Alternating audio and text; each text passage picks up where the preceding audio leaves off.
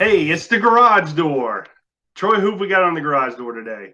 Well, we've got Ms. Rikki Styxx, a noted drummer with a lot of different bands. So, looking forward to talking to her. Rikki, welcome to the Garage Door. Welcome to the garage. Thank you for having me. Hey, Yay. thanks for being on here with us. We Hey, play a Rikki, lot in the garage. right. Unfortunately, most of the bands, Rikki, I've been in, we never get past the garage. But That's all right. I was in the garage my whole life. I still am. It's all good. Well, Craig and I were talking earlier about there's a difference. I know we're going to get into depth of a few of the bands you've been in and who you're playing with now, but to me, you are kind of like me, a pocket drummer. I mean, to me, you sound, you get in the pocket. You're not, I mean, I wouldn't classify you as a proto-punk speed drummer, and I'm not putting that down. I mean, you have those capabilities as well, but to me, there's a much more of a feel to what you play. It's interesting because when I first picked up the sticks, I didn't know anything about drums, and I bought a drum set with no, I didn't take lessons. I didn't have any education. I didn't even know how to set one up. I actually bought it and set it up backwards. And then I had some friends over at a house party and they were like, no, this is backwards. So I didn't know anything about the drums. And I played to punk rock growing up. It was like a headset, play along to a lot of my early punk rock bands that I loved. And then eventually I started realizing that, like, when I'd hear my tracks back playing with some of my early bands, that I was such a rush drummer. Oh, Like, everything, yeah. I had no pocket, like zero. I was, which is funny that you said that I'm a pocket drummer now, because I think that that's something that I worked on harder than anything else in my drumming career, of like timing and make the song feel good. And because I was always on top of the beat, and like my fills would rush and I would come in.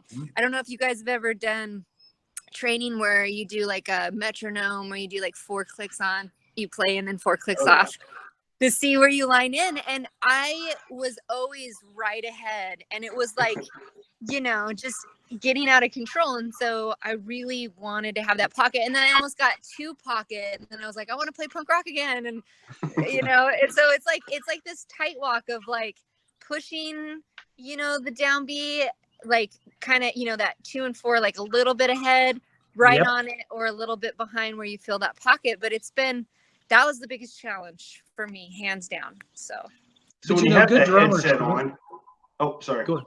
I was saying, when you have that headset on, when you're first starting, who are you playing with?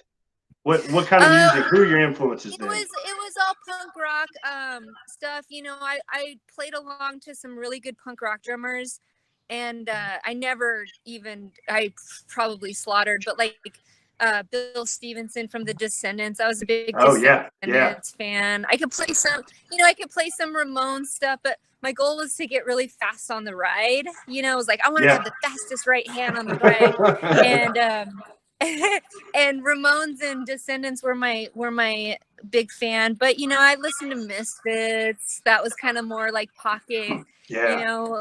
Some of more like the more like groovier stuff. But yeah, it was just kind of like classic old school punk rock. Cool. Dead Boys was, I loved all that stuff. See, I'm a big fan. Real time, when punk hit, I was fortunate enough to hit it, but like George Hurley from the Minutemen was a big influence on me. I don't know if you're familiar with the Minutemen, you guys. Oh yeah. I read a book about that band. Oh, D Boone was just amazing, just an amazing. Saw him live a couple times. But really, for me, I mean, I go back farther. I mean, I'm a Ringo guy, so a lot of my feel and everything is from Ringo. Love Ringo. Love him. One of the hardest things, is to get people to dance. Like, I joined the Out of Sights a few years back, and that was probably my next biggest challenge, was like, okay, gotta have pocket, but then also can't have too much pocket where people don't dance. And, it's like, gotta have a little swing, but not too much swing. It's such a challenge. Like, it really is. But yeah, they kind of transform me into that whole dancing, which was it's really cool. So Al Jackson from Stax is really good at that too. I mean, he'll get you going, and all those yep, Booker T stuff. isn't it That's Al crazy? Jackson. Just a really nice. He'll get you out on the floor, get you going. So that's really cool. Now, Rikki, I know you're a Ludwick endorser. How did that come about? Oh my gosh, I cried. I've been going to NAMM. I don't know if you're familiar with NAMM. Most people are. So every year at the convention center in Anaheim, they throw this big musician national music merchants is what it is. Yeah. And so, I went with Dusty, and then I'd had a Sabian and an Aquarian and a Vader endorsement. Sabian was the first one to endorse me a long time ago.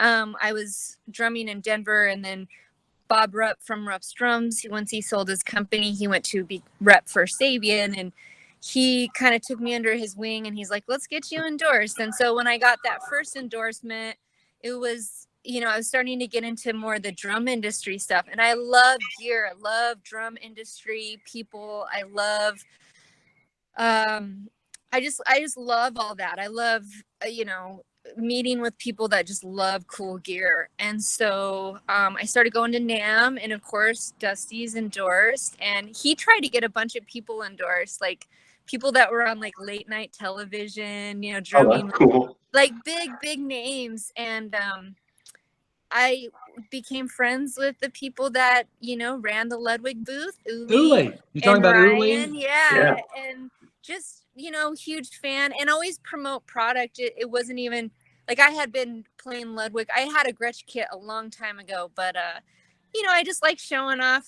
my stuff, and it's like I have pride in my gear. So yeah, it was one of those things where we just became friends, and then we started following each other online, and then you realize that, like, okay, and I cried when I got endorsed, and Uli, because it was like one of those things where it's like, I'm not the best drummer. I never really took formal lessons. I don't know how to read music.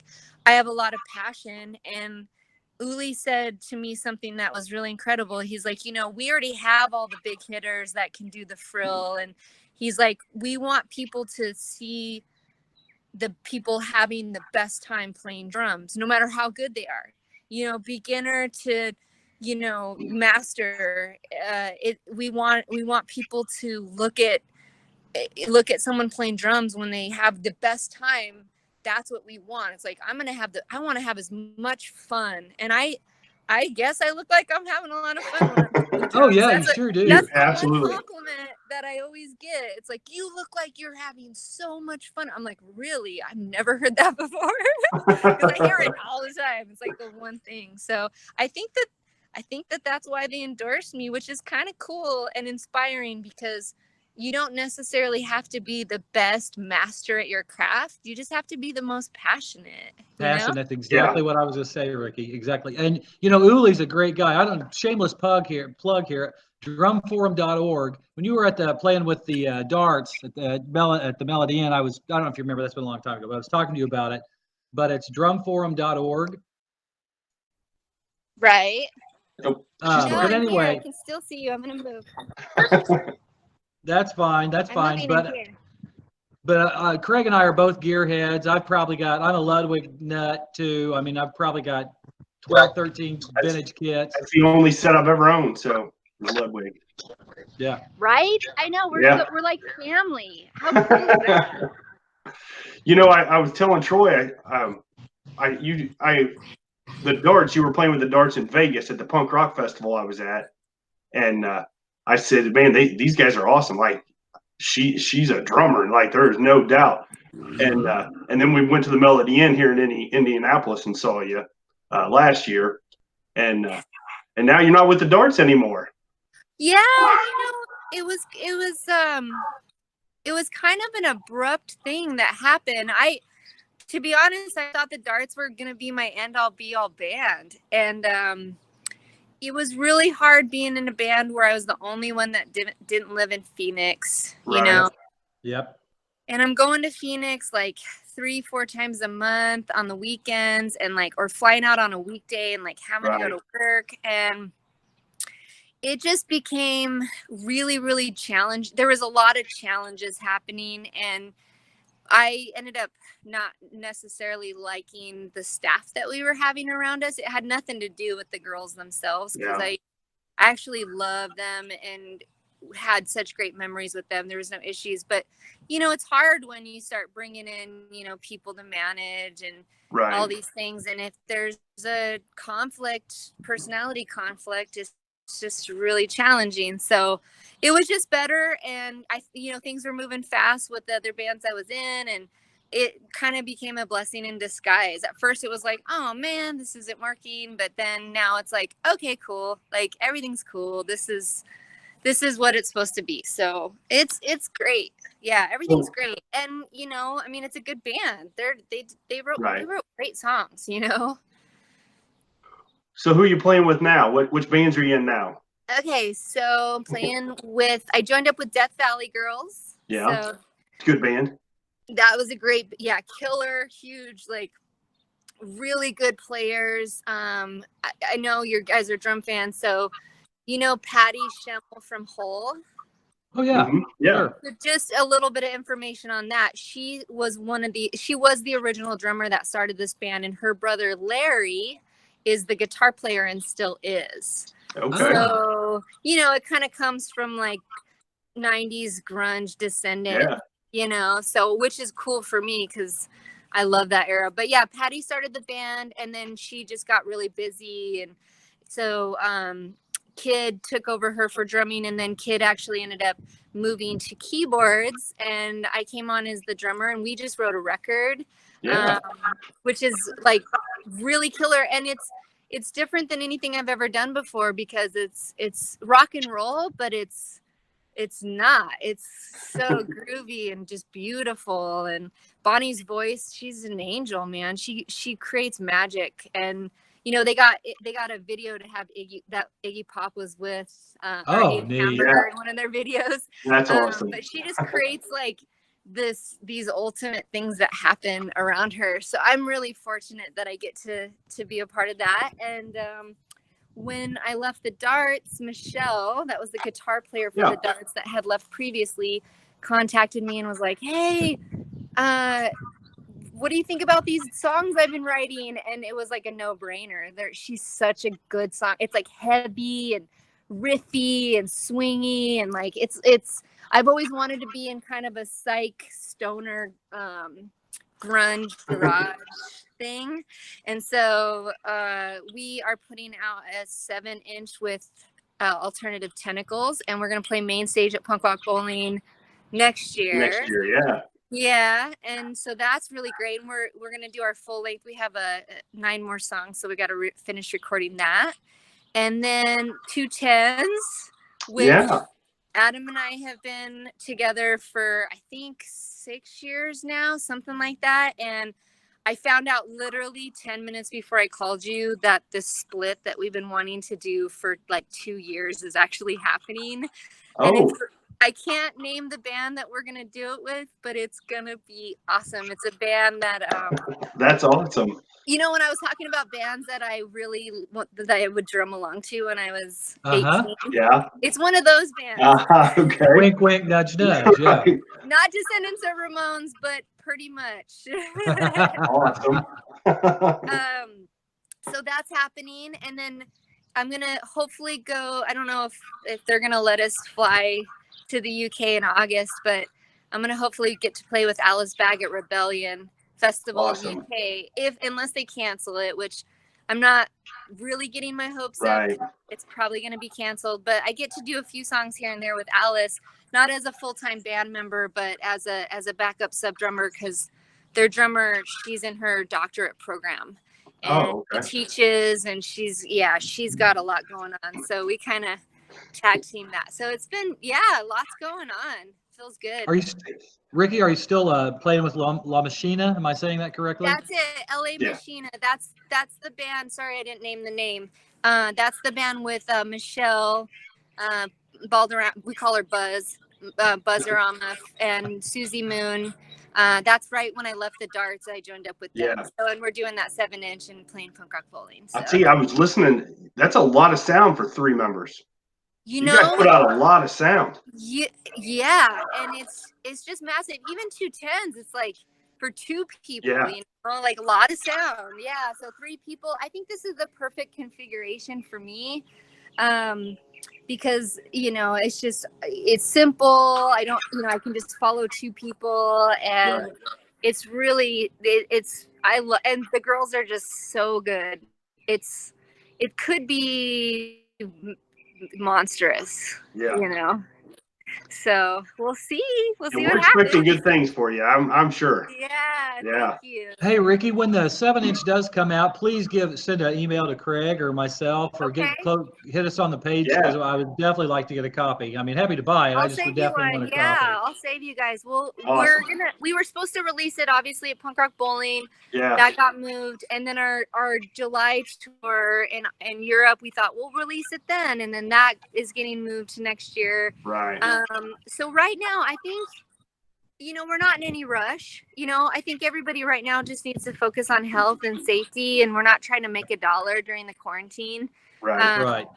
You know, it's like we're not trying to push stuff that shouldn't just happen naturally. So I think once this is over and once we can really figure out like a plan when it's ready, then we'll release it. So yeah, it's exciting. Very Well, cool. I know you said that your principal's pretty cool when you have to go on tour.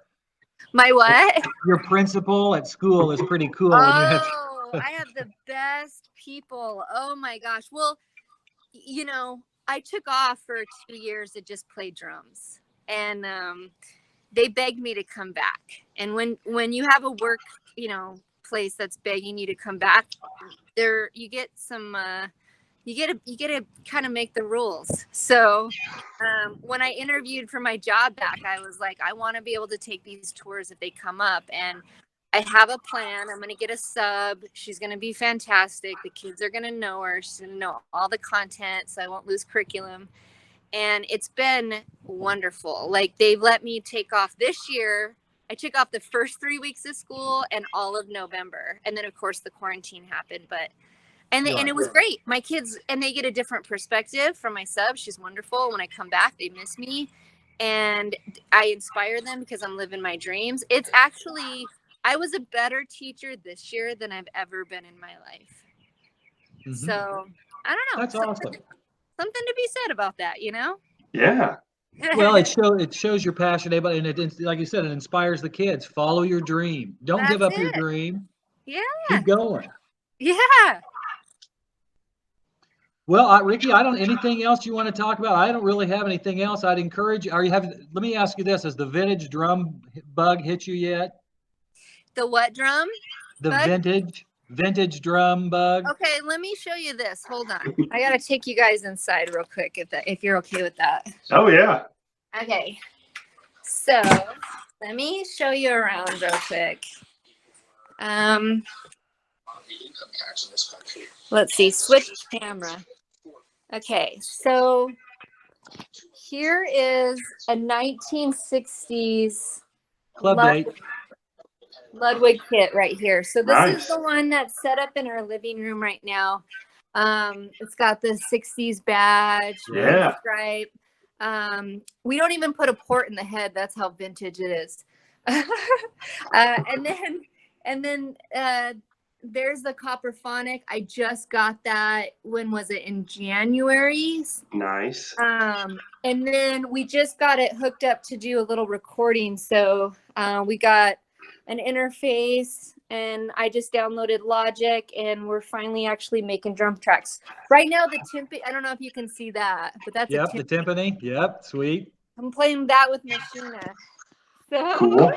Hey, Rikki, is that that's a 2012-14, isn't it? 22 and 22? 13-16. Okay, couldn't tell. Yeah.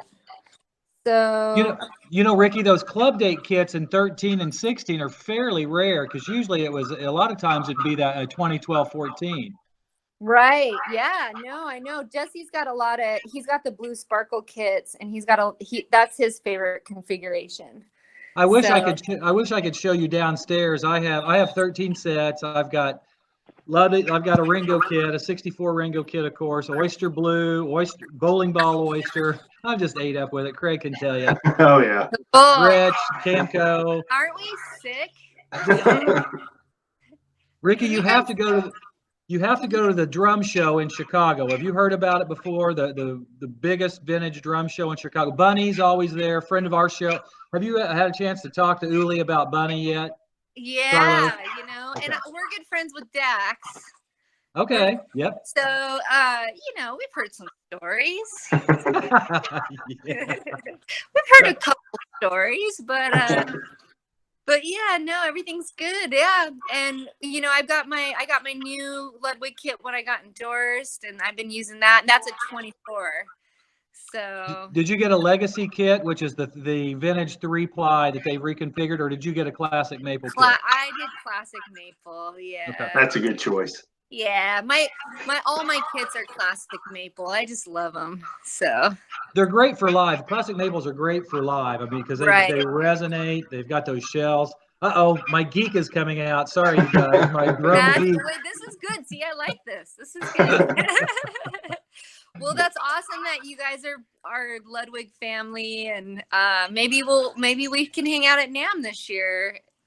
That'd be great. That'd be fun. Yeah. Hopefully they'll have it. You know, Yeah. knock on Yeah, wood. I Hopefully they'll have know. it.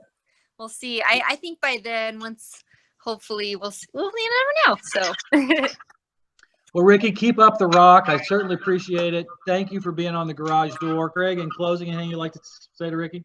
I'm just glad you're drumming. Like I told Troy, I said, you know, there's a bunch of bands. I said they sound like her playing, and then I look it up and I'm like, it is you playing. So wow, you can actually tell. I know. I'll play songs and like Dusty will be like, "Hey, that's you." I finally have a style, you know. And that's yeah, you absolutely do. And even when it's different types of music, I can still tell that it's you playing. And I didn't realize that until I started looking it up, and I'm like, oh, well, she was in the Dolly Rots. I didn't even realize that. But I was. so you are definitely a top 10 drummer for me right now. Thank you so much, you guys. Thanks for having me. I know I saw a lot of articles that said top 10 female drummers. I say top 10 drummer, male, female, whatever. I like that even more. I know. That's awesome. That's great. Good point, Craig. Yeah, Well, Ricky, great point. I know a lot please of stay great in touch, female and drummers. if you've got anything you'd like to talk about, just reach out to us. Please hit the Facebook page. We started a YouTube channel. This will be posted on YouTube, and it'll be on that, and it'll also be on Facebook too. So Cool. Awesome, okay, well, guys. thanks, Ricky. Stay safe and Hey, have a thank great you. rest of the week. You too. All right. Okay. Bye-bye, Ricky. Thanks a lot. Man. All right. Bye, Craig. See you, Troy. Okay.